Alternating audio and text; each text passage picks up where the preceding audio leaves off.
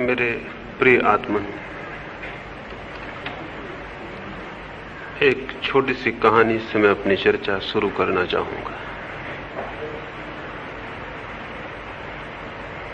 एक राजमहल के द्वार पर बहुत भीड़ लगी हुई थी। भीड़ सुबह से लगनी शुरू हुई थी, दोपहर आ गई थी और भीड़ बढ़ती चली गई थी। जो भी उस द्वार पर आके रुका था वो रुका ही रह गया था।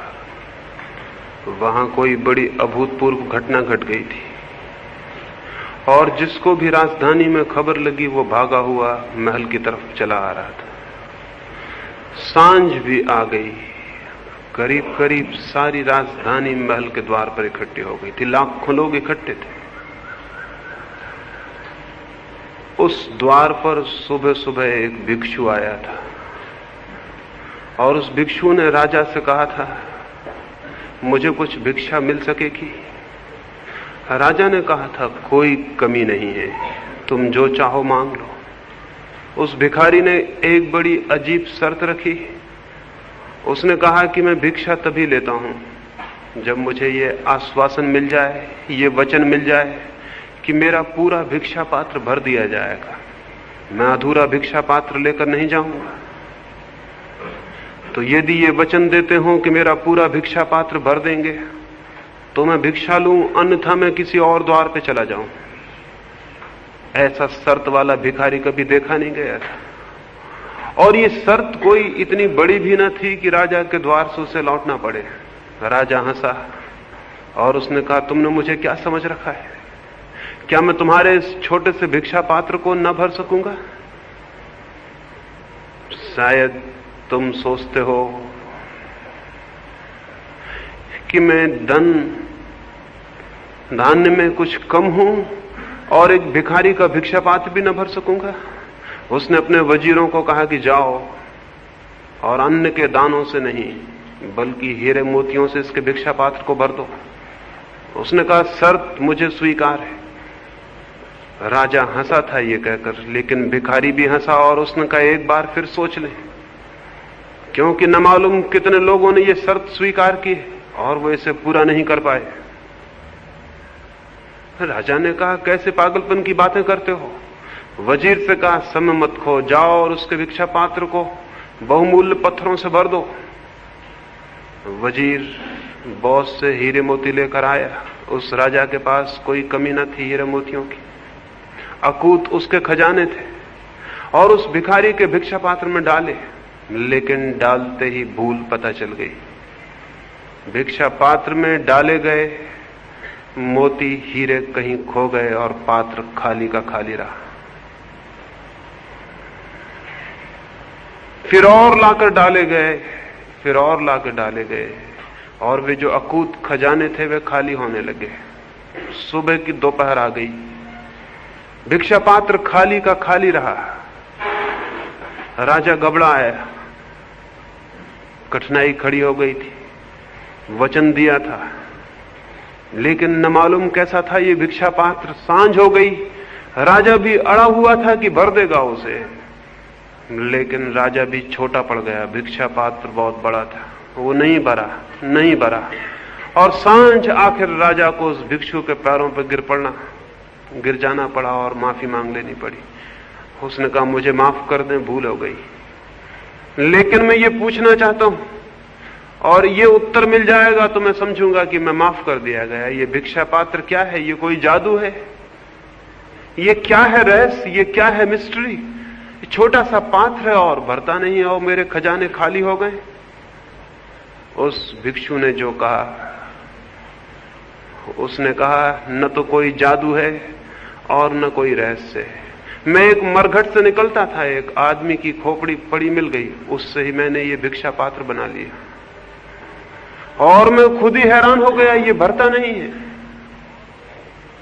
सच्ची बात यह है, आदमी की खोपड़ी कभी भी भरी नहीं है।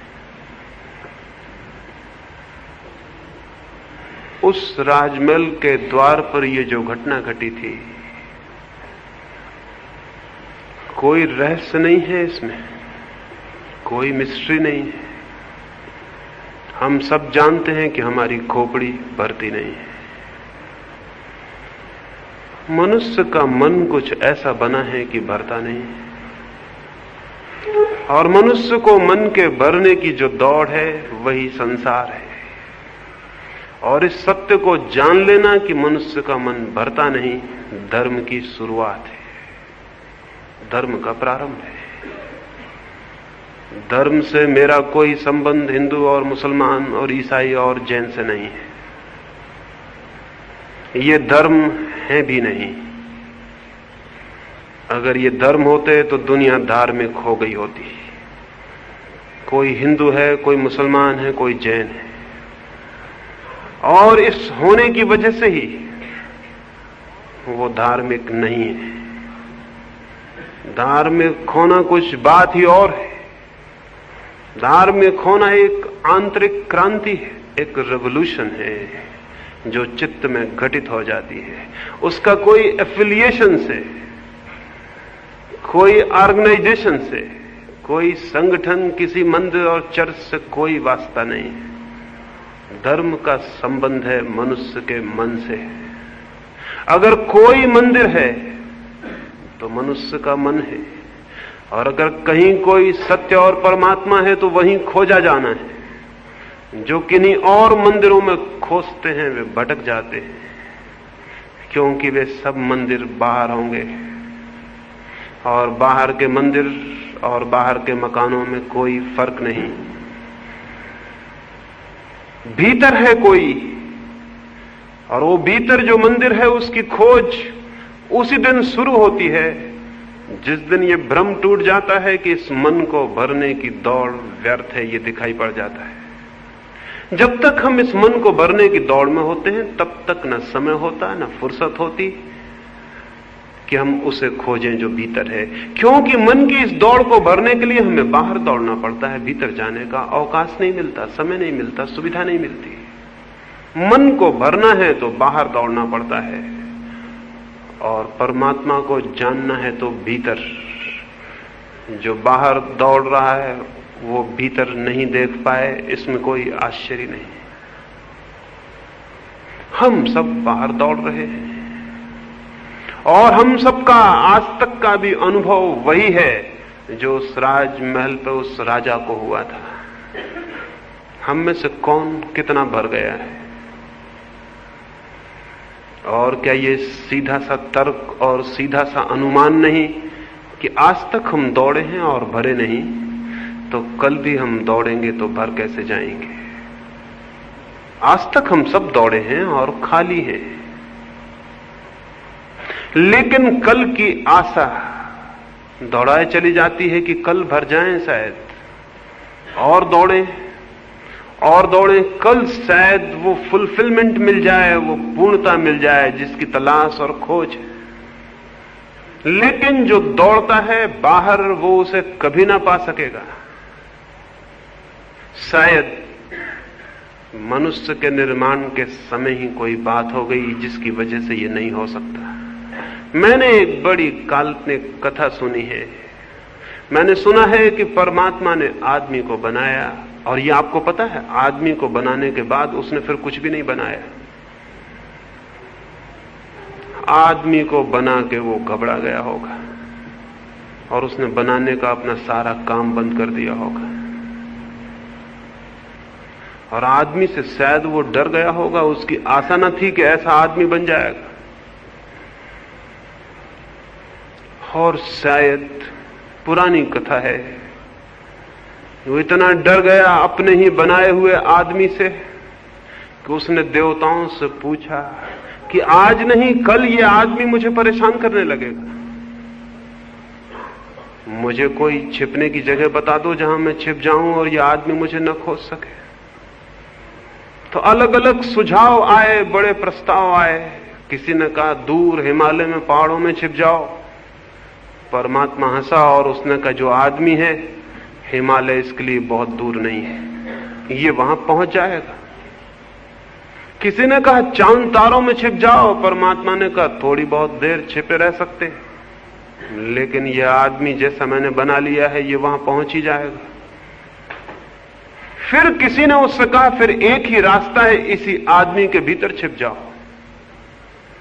परमात्मा राजी हो गया। ये सुझाव उचित और बड़ी समझदारी का था, क्योंकि आदमी और सब जगह ढूंढेगा, शायद ही उसे ख्याल आए कि उसके भीतर भी ढूंढने को कुछ है। कहानी तो काल्पनिक है, लेकिन बात बड़ी सच है। आदमी ढूंढता है बाहर, और जिसे पाना है वो है उसके भीतर। इसलिए जितनी खोज बढ़ती है उतना ही खोता चला जाता है। उल्टा ही होता है, खोज होती है ज्यादा और पाता है कि खो गया हूं। सिकंदर हिंदुस्तान की तरफ आता था। रास्ते में उसे एक फकीर मिला, डायोजनीस। बड़ी खबर थी उस फकीर की, बड़ा अनूठा वो आदमी था। एक छोर पर सिकंदर था तो दूसरे छोर पर वो था। सिकंदर ने राह से चलते वक्त सोचा कि मिलता चलूं डायोजनीस को भी, बड़ी खबर सुनी है इस आदमी की। नंग धड़ंग नंगा ही वो रहता था, एक छोटे से टीन के पोंगरे में पड़ा रहता था। टीन का एक गोल पोंगरा था, उसे धक्के दे के किसी भी दूसरे गांव में ले जाना आसान था। वो उसमें ही सोता, उसमें ही रहता। वो दोनों तरफ से खुला था, कोई द्वार दरवाजे न थे। सिकंदर ने खबर भेजी, खबर पहुंचाई कि जाके कह दो कि महान सिकंदर मिलने आता है। डायोजनीस अपने उस पोंगरे के बाहर सुबह की धूप लेता था, सर्दी के दिन थे। वो हंसने लगा और उसने कहा, जाओ कह देना सिकंदर को, जो खुद को महान समझता है उससे छोटा दूसरा आदमी नहीं। वे सिपाही बोले, बड़ी भूल की बात कह रहे हो। इसका एक ही नतीजा हो सकता है कि गर्दन तुम्हारे सिर से अलग कर दी जाए। डायोजनीस ने कहा, जाओ और कह देना। बड़ी कठिन है ये बात, क्योंकि जिस गर्दन को मेरी कोई अलग कर सकता है उसे बहुत देर पहले मैं खुद ही अलग कर चुका हूं। कह दो सिकंदर से, बहुत मुश्किल है ये बात, तलवार काम नहीं कर सकेगी, क्योंकि जिस शरीर को वो समाप्त करेगा मैं जान चुका हूं कि वो मैं नहीं। खबर ये सिकंदर को कर दी गई होगी।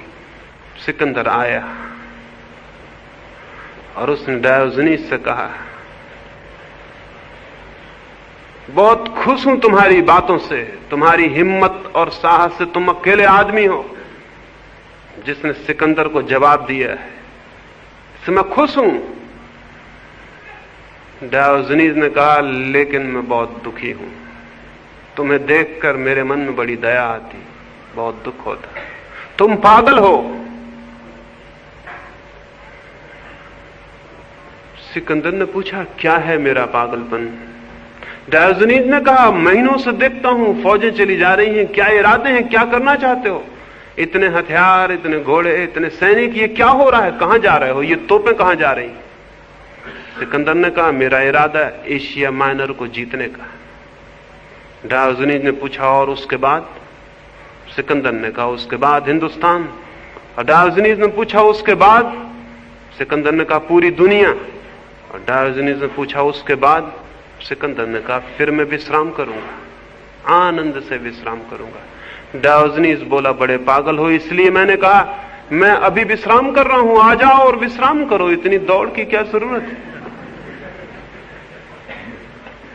अगर अंत में विश्राम ही करना है तो इतनी दौड़ की क्या जरूरत है? और अगर अंत में अपने पर ही लौटना है तो इतनी सारी दुनिया के भ्रमण करने की क्या जरूरत है? कहते हो आखिर में अपने पर लौट आऊंगा, अपने घर और विश्राम करूंगा, तो इतनी दौड़, नाहक समय खो रहे हो। इतनी देर और विश्राम कर ले सकते हो। और फिर मेरे झोपड़े में 2 किला काफी जगह है, आ जाओ। जैसा मैं विश्राम कर रहा हूं तुम भी करो। सिकंदर ने कहा कि बात तो तुम्हारी ठीक मालूम पड़ती है, लेकिन मैं अब आधी यात्रा पर निकल आया, अब 20 से लौटना उचित नहीं। डायोजनीस बोला, तुम्हें पता है आज तक किसी आदमी की यात्रा पूरी नहीं हुई, हर आदमी को बीच यात्रा से लौट जाना पड़ता है, और तुम भी बीच यात्रा से लौट जाओगे, स्मरण रखना। वो क्षण नहीं आएगा जब तुम विश्राम कर सको, क्योंकि वो चित्त तुम्हारा नहीं है जो विश्राम और आनंद को जान ले, और तुम बीच में ही टूट जाओगे, समाप्त हो जाओगे। यात्रा तो नहीं होगी पूरी, तुम पूरे हो जाओगे। और यही हुआ। सिकंदर भारत से वापस लौटते वक्त घर तक नहीं पहुंच पाया, बीच में समाप्त हो गए। फिर तो बड़ी अजीब एक और घटना घटी, और वो ये कि जिस दिन सिकंदर की मृत्यु हुई, संयोग की बात उसी दिन डायोजनीस की भी मृत्यु हुई। और सारे यूनान में एक कहानी प्रचलित हो गई कि मरने के बाद दोनों बैतरणी पर मिल गए स्वर्ग में। जब वो बैतरणी पार करते थे, नदी पार करते थे स्वर्ग के प्रवेश के लिए, तो वहां उनका मिलना हो गया। वो एक ही दिन मरे थे। सिकंदर थोड़ी देर पहले मरा था और डायोजनीस थोड़ी देर बाद। सिकंदर आगे था, डायोजनीस पीछे था। पैरों की आवाज सुन के और किसी के हंसने की आवाज सुन के सिकंदर को ख्याल आया, यह हंसी तो पहचानी हुई मालूम पड़ती। लौट के उसने देखा, हैरान होगा, वही फकीर था। और तब सिकंदर बहुत डर आया। उसकी कल्पना न थी कि इस आदमी से फिर मिलना हो जाएगा। उसकी घोषणा सच साबित हुई थी, यात्रा अधूरी समाप्त हो गई थी, और सिकंदर ने दुनिया तो जीत ली थी, लेकिन विश्राम नहीं कर पाया था। शायद डायोजनीस इसलिए हंस रहा था, लेकिन अपनी झेप और अपनी हीनता मिटाने को सिकंदर ने जोर से खुद भी हंसा और चिल्ला के कहा कि बड़ी खुशी की बात है डायोजनीस, हम दोनों का फिर मिलना हो गया। एक बादशाह का एक फकीर से फिर से मिलना हो गया। डायोजनीस और जोर से हंसने लगा और उसने कहा, तुम ठीक ही कहते हो, एक बादशाह का एक फकीर से मिलना, लेकिन थोड़ी भूल करते हो कि कौन बादशाह है कौन फकीर है। बादशाह पीछे है और फकीर आगे। मैं सब कुछ पाके लौट रहा हूं, तुम सब कुछ खो के लौट रहे हो, फिर कौन है बादशाह इसमें? एक ऐसी संपदा है मनुष्य के भीतर कि उसे पाए बिना न कभी कोई पूर्णता न कोई आनंद को उपलब्ध होता है। एक ऐसा सत्य है मनुष्य के भीतर, एक ऐसा राज्य, एक ऐसा साम्राज्य, एक ऐसा सौंदर्य, एक ऐसा आनंद और आलोक कि उसे पाए बिना हर आदमी दरिद्र है, दीनहीन है, दुखी और पीड़ित है। फिर चाहे वो बाहर की दुनिया में कुछ भी पाले, अगर भीतर के जगत में उसने कुछ नहीं पाया तो उसकी सारी संपदा का मूल्य 2 कौड़ी से ज्यादा नहीं। और वो संपत्ति केवल प्रतीत होती है कि है, क्योंकि जो संपत्ति छिन सकती है वो संपत्ति नहीं है, केवल विपत्ति है। और जो संपत्ति नहीं छीनी जा सकती वही संपत्ति है। क्या कोई ऐसी संपत्ति है मनुष्य के भीतर? क्या कोई ऐसा सत्य है? क्या कोई ऐसा लोक है मनुष्य की चेतना में जहां वो दुख और पीड़ा के पार हो जाए, अंधकार और अज्ञान के बाहर, जान सके मृत्यु के अतीत, जान सके उसे जो अनंत है और असीम है। मनुष्य के भीतर है, सबके भीतर है, लेकिन होना काफी नहीं है। उस पर आंख पड़नी चाहिए, उसका दर्शन होना चाहिए। अगर मेरे घर में खजाने भी गड़े हों और मुझे पता ना हो तो मैं भिखारी की तरह भटकूंगा, रोऊंगा, गिड़गिड़ाऊंगा, दूसरों के द्वारों पर भीख मांगूंगा। मेरे घर में गड़े हुए खजाने किसी अर्थ के ना होंगे। वे अर्थवान हो सकते हैं तभी जब मैं उन्हें जान लूं, पहचान लूं। एक बहुत बड़े महानगर में एक भिक्षु मर गया था। वो जिस जमीन पर 30 वर्षों से भीख मांगता रहा बैठकर, जहां उसने अपने गंदे चीथड़े फैला रखे थे और 30 वर्षों की गंदगी फैला रखी थी, वो मर गया तो पड़ोस के लोगों ने उसकी लाश को तो फेंकवा दिया। और चूंकि उस भिखारी ने 30 वर्षों तक गंदगी की थी उस जमीन पर, उन्होंने सोचा ऐसे थोड़ा खोद के इसकी जमीन साफ करवा दे। वे हैरान रह गए, जहां उन्होंने खोदा वहां खजाने गड़े थे और वो भिखारी उन्हीं के ऊपर बैठकर जीवन भर भिक्षा का पात्र फैलाए बैठा रहा और भीख मांगता रहा था। क्या अर्थ था उस खजाने का जो नीचे गड़ा था? कोई भी नहीं, वो न होने के बराबर था। वो भिखारी और हम में बहुत भेद नहीं। जिस जमीन पर हम खड़े हैं वहीं बहुत कुछ गड़ा है, जहां हम हैं वहां बहुत कुछ है। ऐसे खजाने हैं जिन्हें पाके आदमी परम आनंद को उपलब्ध हो जाता है। ऐसा सौंदर्य है, ऐसा सत्य है, ऐसा संगीत है कि जिससे डूबकर जीवन का अर्थ उपलब्ध हो जाता है। लेकिन उस तरफ आंख उठनी चाहिए।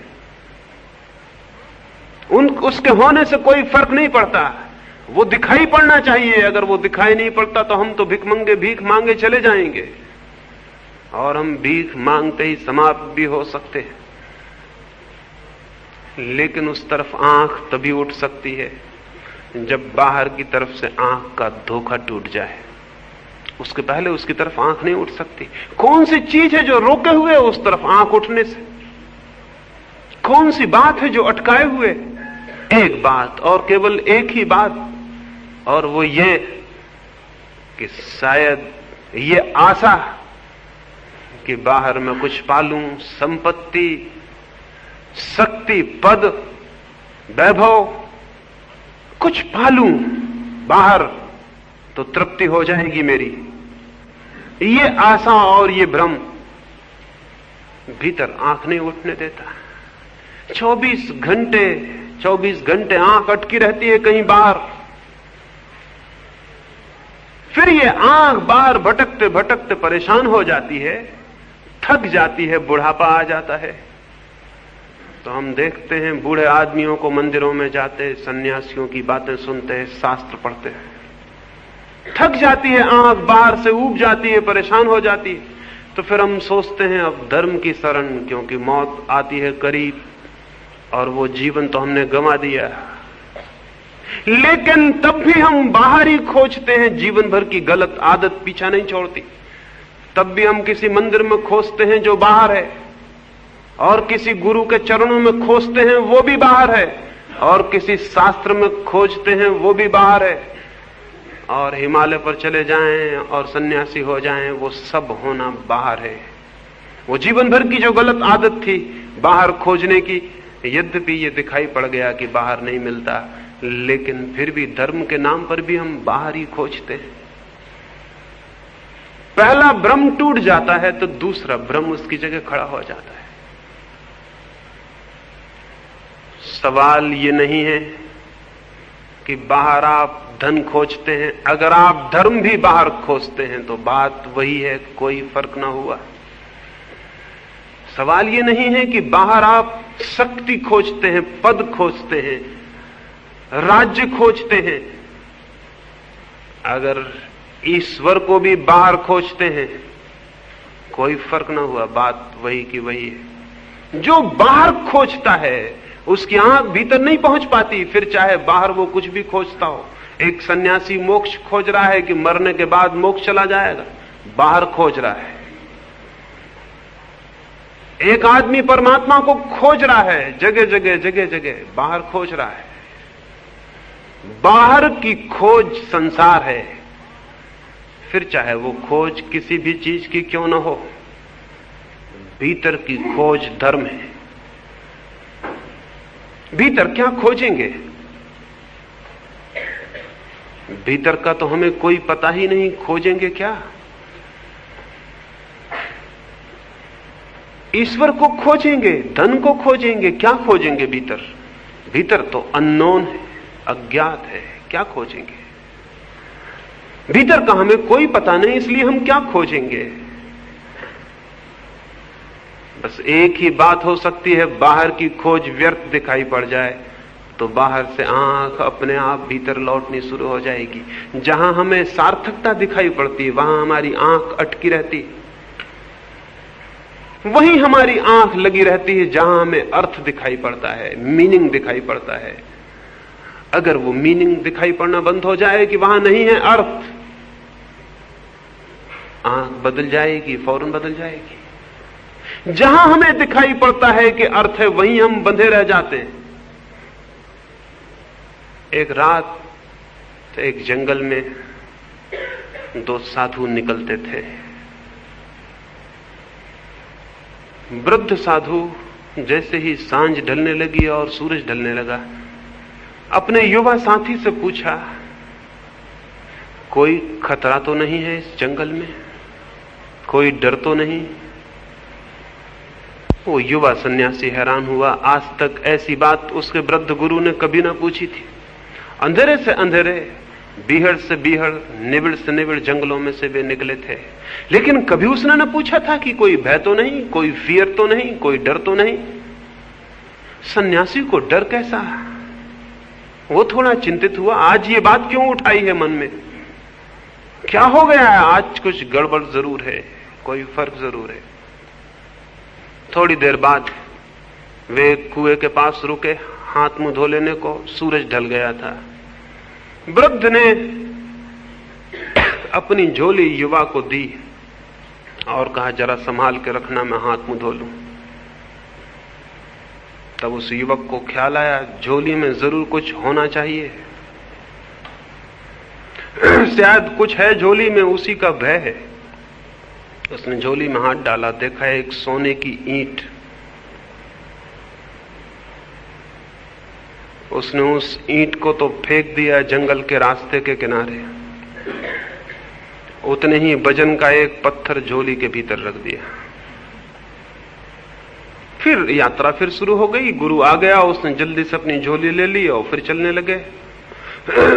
थोड़ी ही देर बाद फिर गुरु ने कहा, जंगल में कोई डर तो नहीं? रात घनी होती जाती, रास्ता तुम्हारा परिचित है, भटक तो ना जाएंगे?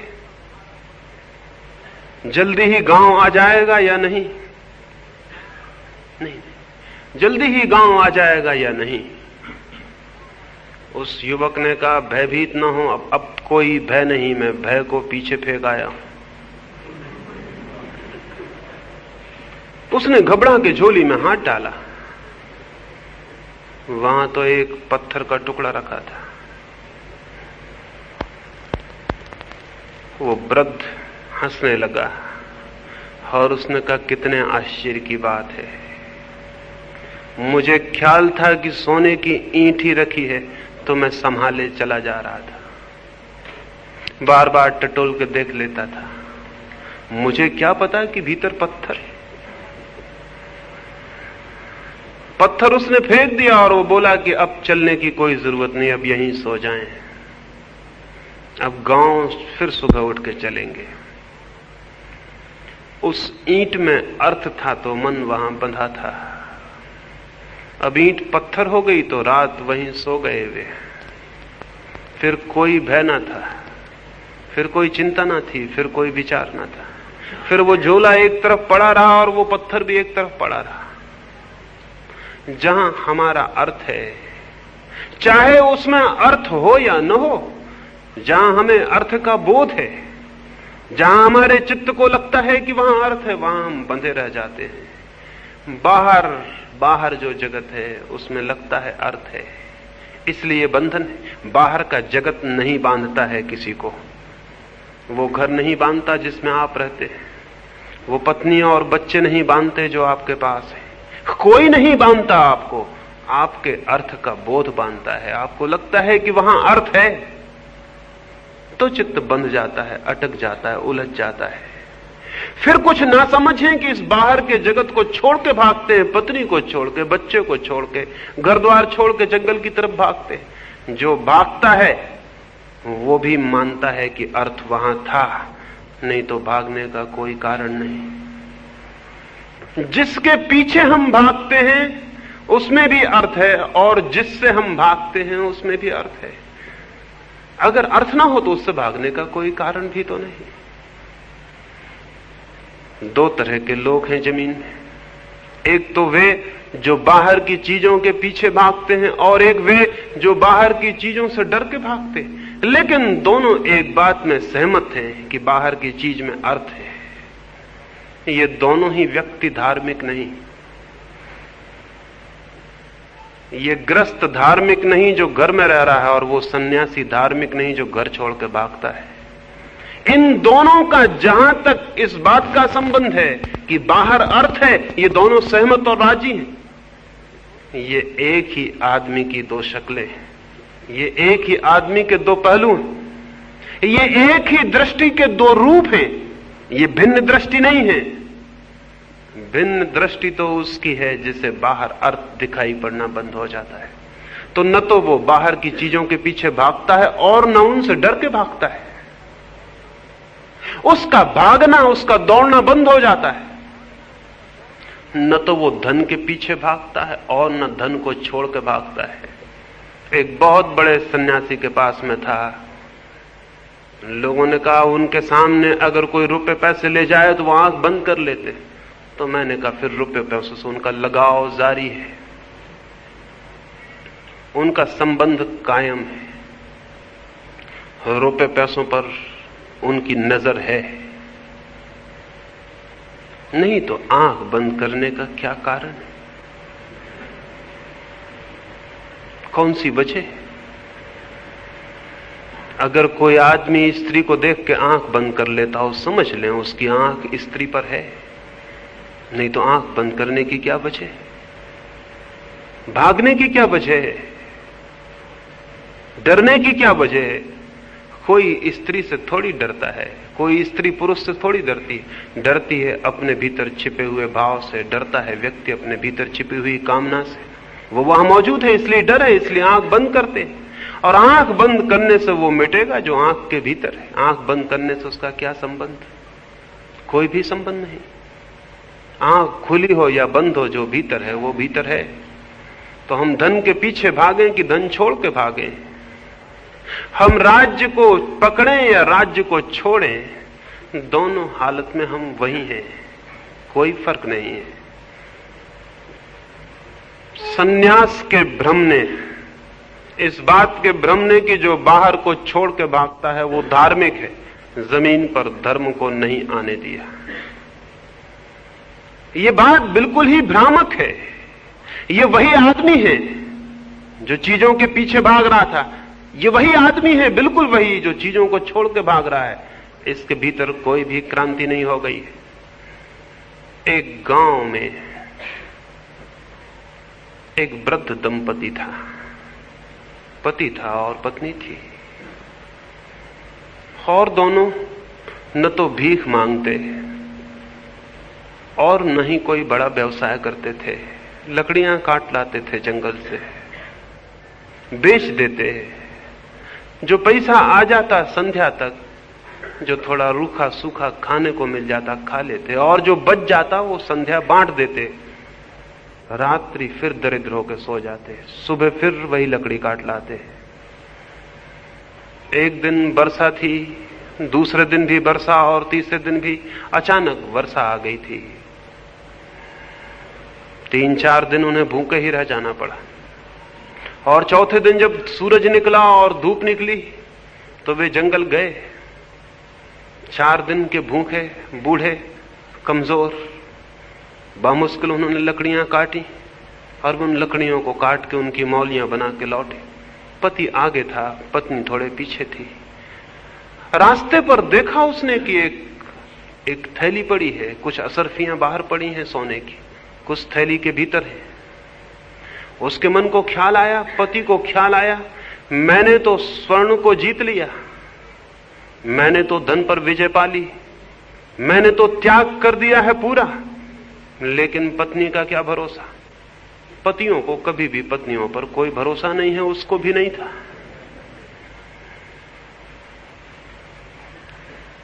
सोचा कहीं उसका मन न डोल जाए, कहीं उसके मन में यह ख्याल ना आ जाए 4 दिन की भूख परेशानी उठा ले, व्यर्थ पाप लगेगा उसके मन को।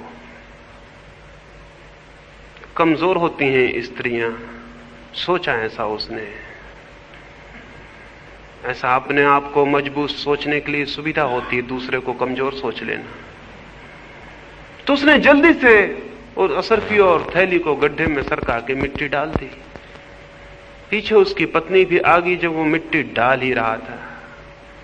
तो उसकी पत्नी ने पूछा, क्या करते हैं?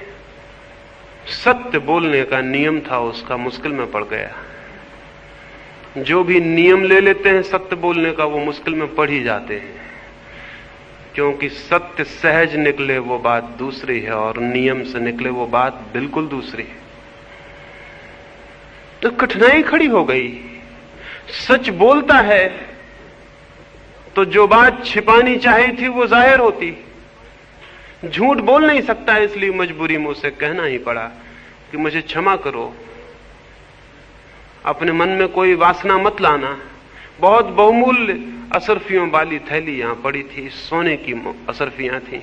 मैंने सोचा मैंने तो स्वर्ण पर विजय पाली, लेकिन तुम्हारा मन कहीं डोल ना जाए, इसलिए मैं उन्होंने हटा के मिट्टी से ढक दिया ताकि तुम देख ना पाओ। वो पत्नी हंसने लगी और उसने कहा, तुम्हें सोना अभी दिखाई पड़ता है और तुम्हें मिट्टी पर मिट्टी डालते हुए शर्म भी नहीं आती? ये जो पति है ये वही का वही है, इसने सोना छोड़ा है, लेकिन सोने से इसका अर्थ नहीं गया। इसे अभी सोना मिट्टी नहीं हुआ, सोना ही है। छोड़ा है इसने, लेकिन छोड़ने से सोना मिट्टी थोड़ी हो जाता है। जानने से, छोड़ने से नहीं, जागने से, छोड़ने से नहीं, बोध के जगने से सोना जरूर मिट्टी हो जाता है। और सोना मिट्टी हो जाए तो न तो उसे पकड़ने की दौड़ रह जाती है और न छोड़ने की। सोना अपनी जगह रह जाता है, हम अपनी जगह रह जाते हैं। उससे हमारा नाता टूट जाता है। गृहस्थी का भी नाता है, सन्यासी का भी नाता है, रिलेशनशिप है। वो चाहे पकड़ने की हो चाहे छोड़ने की हो। धार्मिक आदमी वो है बाहर के जगत से जिसका अर्थ विलीन हो गया, रिलेशनशिप टूट गई, संबंध टूट गया। ये तो बोध, अवेयरनेस, बाहर हम इतना अपने को भरते हैं फिर भी भर नहीं पाते। तो कहीं कोई भूल तो नहीं है, कहीं कुछ ऐसा तो नहीं है कि बाहर हम कुछ भी इकट्ठा करने में समर्थ हो जाएं, भीतर हम खाली ही बने रहेंगे। सच है, सीधी गणित की बात है, जो बाहर है वो भीतर को कैसे भर सकेगा? जो बाहर है वो भीतर आ कैसे सकेगा? खालीपन है भीतर, एम्प्टीनेस है भीतर, और जो भी हम जोड़ लेंगे वो होगा बाहर। भीतर और बाहर का मेल कहां होता है? जोड़ेंगे वो रह जाएगा बाहर, भीतर उसे कैसे ले जाइएगा? जो भी बाहर है वो भीतर न जा सकेगा। वो डायमेंशन अलग है, वो आयाम अलग है। जो बाहर है वो भीतर नहीं जा सकेगा। बाहर का बाहर रह जाएगा, भीतर हम खाली थे खाली रह जाएंगे। और उसी भीतर के खालीपन को भरने के लिए दौड़े थे, इकट्ठा किया था ये सब। इस इकट्ठा करने में जीवन तो व्यतीत होगा, लेकिन उपलब्धि नहीं होती है, नहीं हो सकती है। भीतर को भरने का उपाय बाहर नहीं है। इस बोध का नाम धर्म है, इस समझ, इस अंडरस्टैंडिंग का नाम धर्म है। न तो गीता पढ़ लेने का नाम और न बाइबल पढ़ लेने का नाम, और न टीका लगा लेने का नाम और न मंदिर चले जाने का नाम, और न इस तरह के वस्त्र या उस तरह के वस्त्र पहन लेने का नाम धर्म है। ये सब धोखे की बातें हैं जिनमें हम धार्मिक होने का मजा ले लेते हैं बिना धार्मिक हुए। सस्ते उपाय हमने खोज लिए हैं धार्मिक होने के भी, सस्ते 2-2 पैसे के उपाय। एक आदमी 4 पैसे की माला खरीद लाए और उस पर अंगुलियां फेराता रहे तो वो धार्मिक हो जाता है। इस भांति सेल्फ डिसेप्शन, खुद को हम धोखा दे लेते हैं कि धार्मिक हो गए। धार्मिक होना एक आमूल क्रांति है, और वो क्रांति इस बात से संबंधित है कि बाहर के जीवन में अर्थ नहीं है, ये दिखाई पड़ जाए। ये कैसे दिखाई पड़ेगा? किस मार्ग से यह दिखाई पड़ जाएगा कि बाहर के जीवन में अर्थ नहीं? ऑब्जर्वेशन से, निरीक्षण से। बाहर के जीवन को और स्वयं को थोड़ा निरीक्षण करें, थोड़ा देखें। निंदा ना करें, निंदा ना करें कि बाहर का जीवन पाप है और बुरा है, छोड़ना है इसे। जो निंदा करता है उसे अर्थ दिखाई पड़ रहा है, निंदा ना करें। कंडेमनेशन का कोई मतलब नहीं है। बाहर की दुनिया की निंदा ना करें कि ये पाप है और बुरा है। पाप और बुरा है तो भी अर्थ मौजूद है। नहीं, बाहर के जीवन को बहुत निर्दोष चित्त से देखें, बहुत इनोसेंट ऑब्जर्वेशन चाहिए। देखें आंख खोल के, ये बाहर की जिंदगी है, क्या है ये, और इतना मैं दौड़ूं और इतना इकट्ठा कर लूं, क्या होगा, क्या हो रहा है दूसरों को। अमेरिका का एक अरबपति कार्नेगी मरा तो उसके पास 4 अरब रुपए थे मरते वक्त, लेकिन बहुत उदास और दुखी था। उसकी जीवन कथा लिखने वाले लेखक ने उससे पूछा, आप तो तृप्त होंगे, अपने ही जीवन में अकेले अपने श्रम से 4 अरब रुपए आपने खड़े किए। कार्नेगी ने कहा, तृप्त? मेरे इरादे 10 अरब रुपए इकट्ठे करने के थे। मैं एक असफल आदमी हूं। क्या आप सोचते हैं कार्नेगी को 10 अरब रुपए मिल जाते तो सफल आदमी हो जाता? हम जानते हैं जिनको 10 अरब मिलते हैं वो भी सफल नहीं मानते अपने को, क्योंकि यदि वो सफल मान लें तो आगे की दौड़ बंद कर दें। लेकिन नहीं, 10 अरब के बाद भी दौड़ जारी रहती है। सफलता नहीं आई, नहीं तो दौड़ बंद हो जाती। सफलता आती तो दौड़ रुक जाती। कभी किसी की दौड़ रुकते देखी है? 10 अरब मिल जाते कार्नेगी को तो उसे पता भी नहीं चलता कि उसके सपने 100 अरब के कब हो गए। चुपचाप अंधेरे में सपने आगे बढ़ जाते हैं। जितना हम पा लेते हैं उससे बहुत आगे हमारे सपने खड़े हो जाते हैं। आकाश के क्षितिज की भांति, होरिजन की भांति दिखता है कि जमीन को छू रहा है, यही पास, यही सूरत के बाहर जमीन को छू रहा है आकाश चारों तरफ से। बढ़े थोड़ा तो पाएंगे वो आकाश भी हटता चला जा रहा है। सूरत बहुत पीछे छूट जाएगा और आकाश को जमीन छूने की जो रेखा है वो उतने ही दूर रहेगी जितने तब थी जब हम नहीं चले थे। कितना ही चल लें वो उतने ही दूर रहेगी। असल में आकाश जमीन को कहीं छूता ही नहीं तो फासला पूरा हो सकता था। चित्त की जो क्षितिज रेखा है आकांक्षा की, आशा की, वो भी कहीं पूर्ति को छूती नहीं तो पूरी हो सकती थी। बच्चों की एक छोटी कथा है। अलाइस नाम की लड़की परियों के देश में पहुंच गई थी। जब वो परियों के देश में पहुंची, जमीन से चलते चलते बहुत थक गई थी।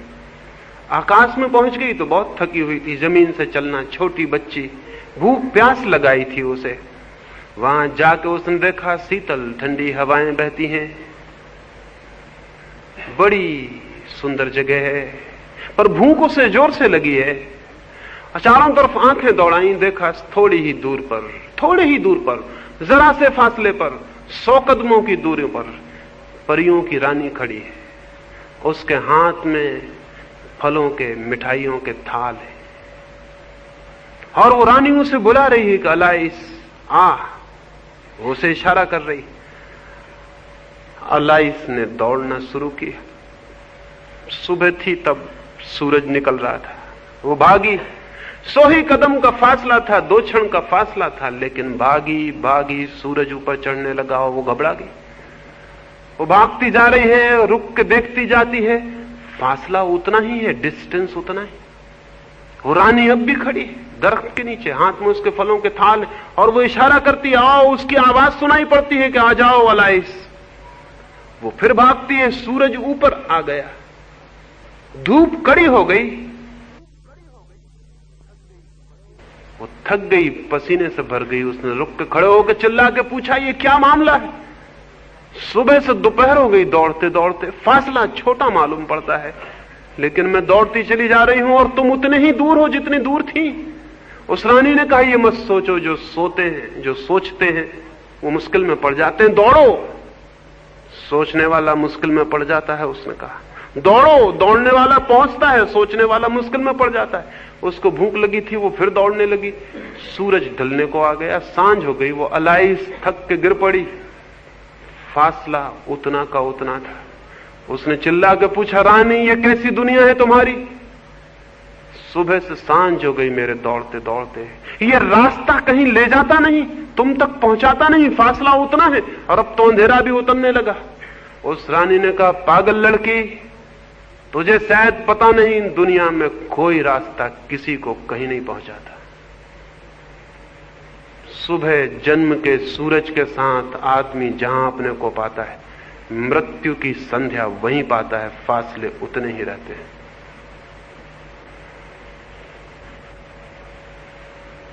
फासले उतने ही रहेंगे, दौड़ने से पूरे नहीं होते।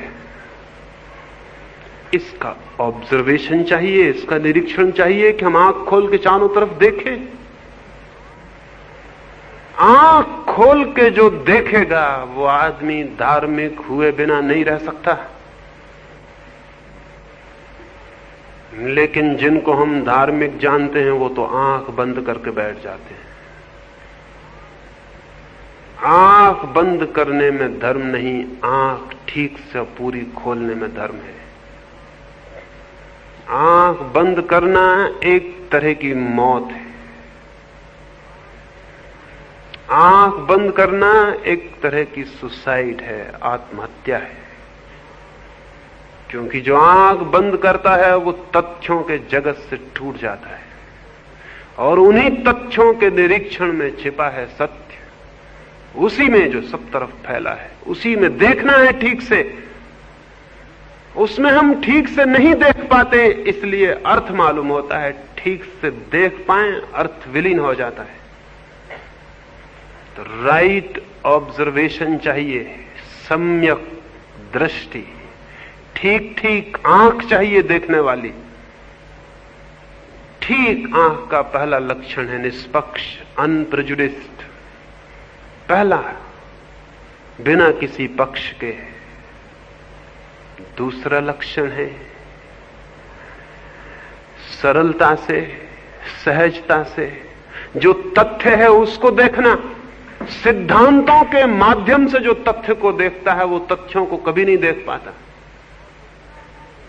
और जो तथ्यों को नहीं देख पाता, फैक्ट्स को नहीं देख पाता, उसकी आंखें कभी भ्रम से मुक्त नहीं हो पाती। एक युवक अपने गुरुकुल से वापस लौटा।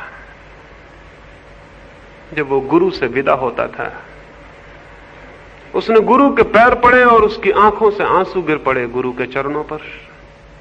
गुरु ने कहा, रोते हो, क्या बात है? उसने कहा, रोऊं ना तो क्या करूं, मेरे सारे मित्र आज विदाई के क्षण में कुछ ना कुछ भेंट करते हैं आपको, मेरे पास लेकिन सिवाय आंसुओं के और कुछ भी नहीं। तो मैं रोता हूं और एक वचन चाहता हूं कि जब मेरे पास कुछ हो तो उसे स्वीकार कर लेना, बाद में कभी जब मैं आऊं तो मुझे इंकार ना हो। इसका वचन दें तो ही मैं जाऊंगा। मैं हूं बहुत दरिद्र, मां और पिता भी मेरे नहीं, आपने ही मुझे शिक्षा दी और भोजन भी दिया और वस्त्र भी दिए और आश्रय भी। मेरे पास कुछ भी नहीं है देने को, सब कुछ आपका ही है जो मैं हूं। तो किसी दिन अगर मैं कुछ ले आऊं तो वो स्वीकृत होगा, ये वचन दे दे। गुरु ने बहुत कहा, आंसुओं से बड़ी और कोई भेंट नहीं और प्रेम से बड़ा कोई सम्मान नहीं, लेकिन फिर भी तू नहीं मानता तो तेरी मर्जी, मेरे द्वार तेरे लिए हर चीज के लिए खुले हैं, तू कभी भी आ। वो युवक वहां से चला, देश की राजधानी में पहुंचा। उसी संध्या अपने एक मित्र के घर मेहमान हुआ। रात उसे करवटें बदलते देख के उसके मित्र ने पूछा, बेचैन मालूम होते हो बहुत, क्या बात है? उसने कहा, बेचैनी एक ही है, जिस गुरु के पास बहुत कुछ पाया उसे मैं भेंट भी ना कर सका, कुछ भी भेंट ना कर सका।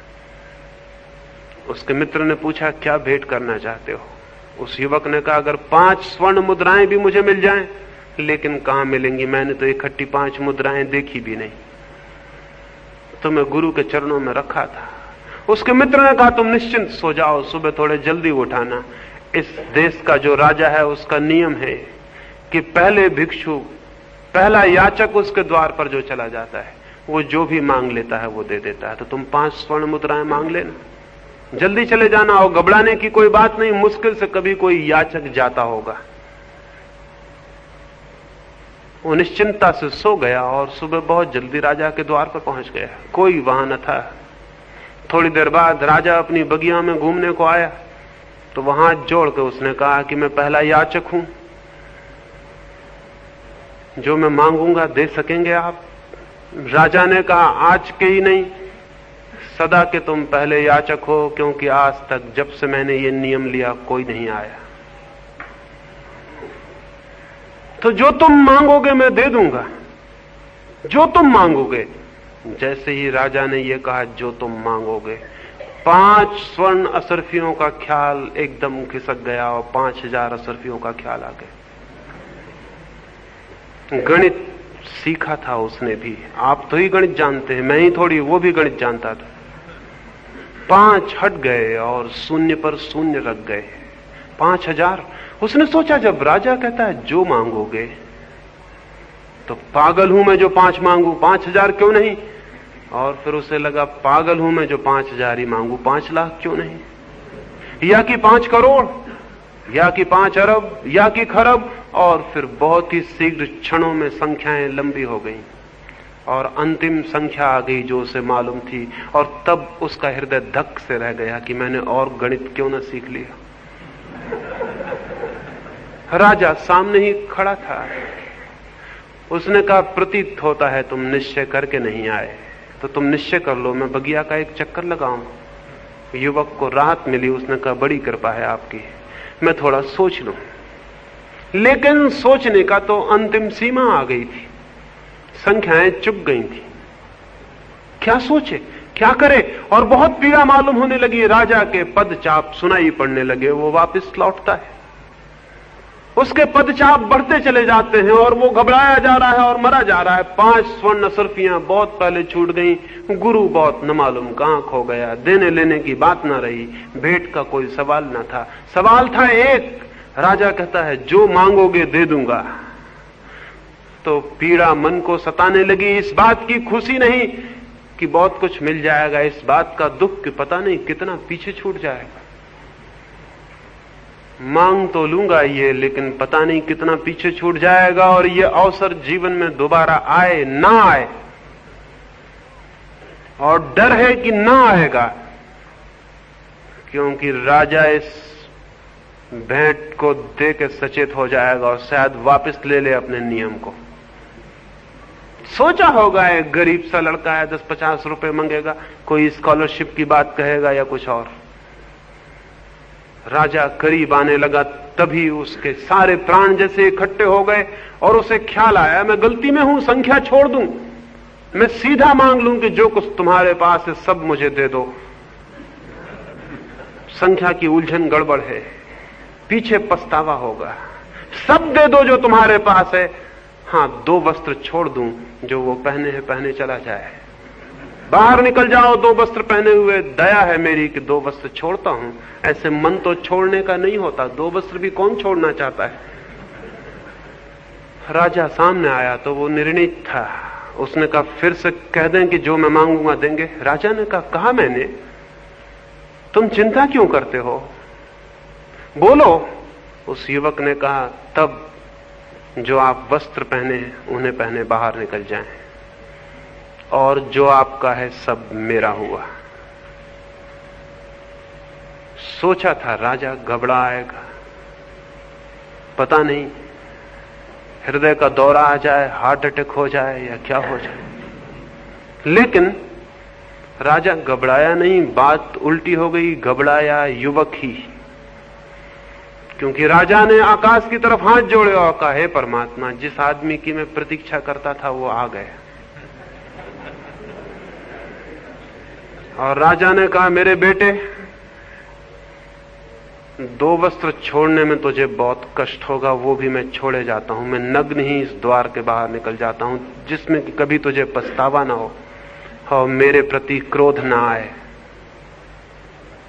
छोड़ना बहुत कठिन होता है, राजा ने कहा। 2 वस्त्र भी छोड़ना बहुत कठिन होता है, और तेरी उम्र में बहुत कठिन है। मैं ये वस्त्र उतारने लगा राजा। युवक बोला ठहरो,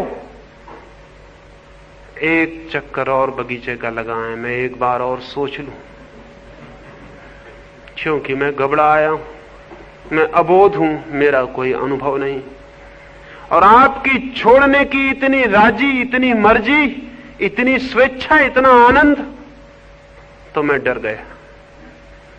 क्योंकि जो इतना बड़ा राज जितनी खुशी से छोड़ के भगवान को धन्यवाद दे के जाता है, निश्चित ही इस सब में उसने कुछ भी न पाया होगा।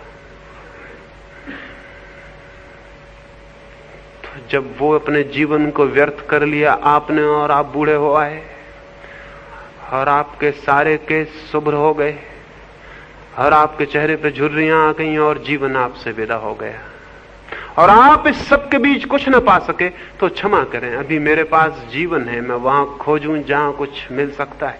क्षमा करें, एक दफा और घूमा है, मैं सोच लूं।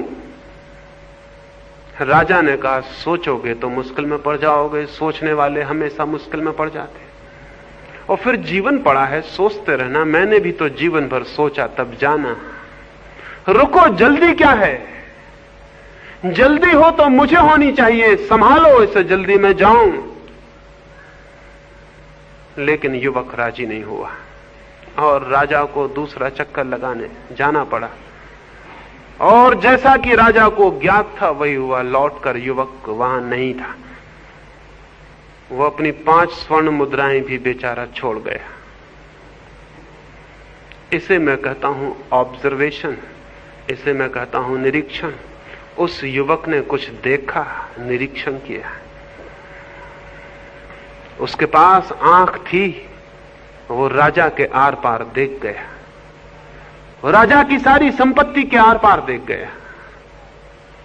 उसे दिखाई पड़ गया, एक आदमी के लिए जो व्यर्थ हो गया वो हर एक के लिए व्यर्थ है। आदमी और आदमी में भेद नहीं, मन और मन में अंतर नहीं, और एक आदमी सब आदमी की कथा है।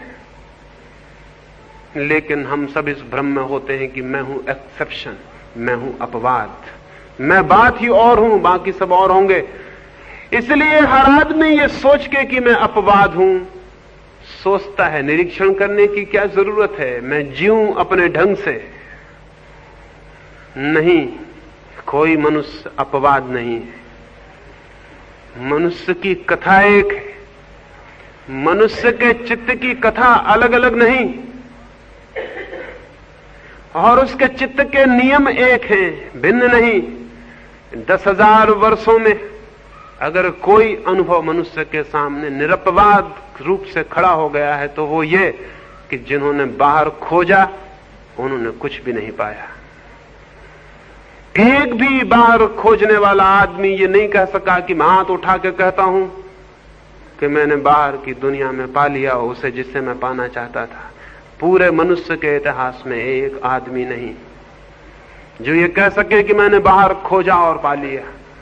और दूसरी बात भी इतनी ही निरपवाद सत्य है, जिसने भीतर खोजा उनमें से भी एक भी आदमी ऐसा नहीं जिसने कहा हो मैंने भीतर खोजा और नहीं पाया। अगर किसी चीज को साइंटिफिक ट्रुथ कहा जा सके, किसी चीज को वैज्ञानिक सत्य कहा जा सके तो वो ये है, क्योंकि इसका कोई एक्सेप्शन नहीं, कोई अपवाद नहीं। ये यूनिवर्सल है, ये सार्वलौकिक है, ये सर्वलोक में सर्व मनुष्य के इतिहास में प्रमाणित है कि बाहर नहीं कोई अर्थ पाया जा सका। करोड़ करोड़ अरब आदमी दौड़े और समाप्त हो गए। हम उनकी लाशों पर खड़े हैं, लेकिन हम नीचे झुक कर नहीं देखते हमारे पैर में किन की धूल, किन की लाशें। थोड़े से लोगों ने भीतर भी खोजा है और पाया है। वे थोड़े से लोग ही सुगंध की तरह, प्रकाश की तरह, वे थोड़े से लोग ही उस सुबास की तरह, उस संगीत की तरह जो कभी कभी हमारे कानों में पड़ जाता है और कोई याद जगा देता है, कोई स्मृति और एक ख्याल और एक धुन पैदा हो जाती। हम भी खोजें। क्या ऐसा नहीं हो सकेगा कि कभी पूरा मनुष्य का समाज इस सत्य को खोजने में समर्थ हो जाए? क्या ऐसा कभी नहीं हो सकेगा कि मनुष्य इस पृथ्वी पर बहुत बड़ी संख्या में भीतर जो छिपा है उसे जान ले? ऐसा हो सकेगा, क्योंकि अगर एक मनुष्य के जीवन में भी ऐसा हो सका है तो फिर मान लें, समझ लें इस बात को, पहचान लें इस बात को कि जो एक मनुष्य के जीवन में भी हो सका है। अगर एक बुद्ध या एक महावीर या एक कृष्ण, एक क्राइस्ट कि जीवन में अगर कोई आनंद की किरण फूटी है और जीवन आलोकित हो उठा है, तो हर मनुष्य हो गया हकदार उसको पाने का, क्योंकि बीज अगर एक अंकुर ले आता है तो सभी बीज अंकुर ले आएंगे। अगर एक मनुष्य के भीतर ऐसी परमात्मा की सुगंध उठाती है तो हर मनुष्य की संभावना हो गई, ये पोटेंशियलिटी हो गई, उसके भीतर भी ये संभावना प्रकट हो सकती है। हो सकता है किसी दिन जमीन पर ऐसा दिन, ऐसा लोक कि बहुत अधिक लोगों के जीवन संगीत और प्रेम और प्रकाश से भर जाएं। धर्म के द्वारा ये होगा, धर्मों के द्वारा नहीं, रिलीजन्स के द्वारा नहीं, रिलीजन के द्वारा, धर्म के द्वारा, धर्मों के द्वारा नहीं। और ये भीड़ धर्मों की तो बाधा बनी है, ये विदा हो जानी चाहिए। हिंदू, मुसलमान, ईसाई और जैन बड़ी अगलीनेस के सबूत हैं, बड़ी कुरूपताओं के। मनुष्य को तोड़ने की दीवालें यही हैं, मनुष्य के बीच के फासले यही हैं। और जो चीज एक मनुष्य को दूसरे मनुष्य से अलग कर देती हो, क्या आप सोच सकते हैं वो मनुष्य को परमात्मा से जोड़ सकेगी? जो मनुष्य को मनुष्य से ही अलग कर देती हो, वो मनुष्य को परमात्मा से कैसे जोड़ सकेगी?